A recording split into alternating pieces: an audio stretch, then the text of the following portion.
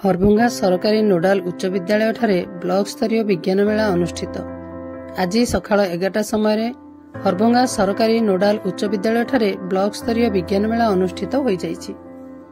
Harbhanga block गोष्ठी शिक्षाधिकारी श्रीजुक्त अजय कुमार लोहांक सभापतित्व में आयोजित उद्घाटनी उत्सव में मुख्य अतिथि भाव में आंचलिक पंचायत उच्च माध्यमिक विद्यालय हरभंगार अध्यक्ष श्रीजुक्त हिमांशु शेखर राउत, सम्मानित अतिथि भाव अतिरिक्त गोष्ठी शिक्षाधिकारी हरभंगा श्रीजुक्त अखिल कुमार प्रधान और आयोजक उच्च विद्यालयर प्रधान शिक्षक श्रीजुक्त जितेन्द्र देहुरी प्रमुख मंचासीन रही।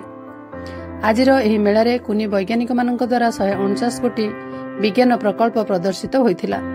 गोष्ठी शिक्षाधिकारी श्रीजुक्त अजय कुमार लोहांक सभापतित्व में आयोजित उद्यापनी उत्सव में मुख्य अतिथि भाव में जिला शिक्षाधिकारी श्रीजुक्त गेंद्रा कुजरू, मुख्य वक्ता भाव बौद्ध पंचायत महाविद्यालयर उद्भिद विज्ञान अध्यापक श्रीजुक्त प्रवीर कुमार दास, सम्मानित अतिथि भाव में विद्यालय परिचालना कमिटीर सभापति श्रीजुक्त सुनील कुमार गुप्ता, अतिरिक्त गोष्ठी शिक्षाधिकारी श्रीजुक्त अखिल कुमार प्रधान, जिला विज्ञान निरीक्षक श्रीजुक्त जयंत कुमार प्रधान और विद्यालयर प्रधान शिक्षक श्रीजुक्त जितेन्द्र देहुरी मंच अलंकृत करथिले।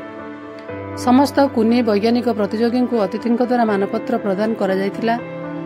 जिला स्तरीय विज्ञान मेलार अंशग्रहण पर चयन होइथिबा 7 जन कुनी वैज्ञानिक मुख्य अतिथि मानपत्र और ट्रॉफी प्रदान करथिले। विद्यालयर समस्त शिक्षक शिक्षयित्री कर्मचारी और छात्र छात्री कार्यक्रम में संपूर्ण सहयोग करथिले।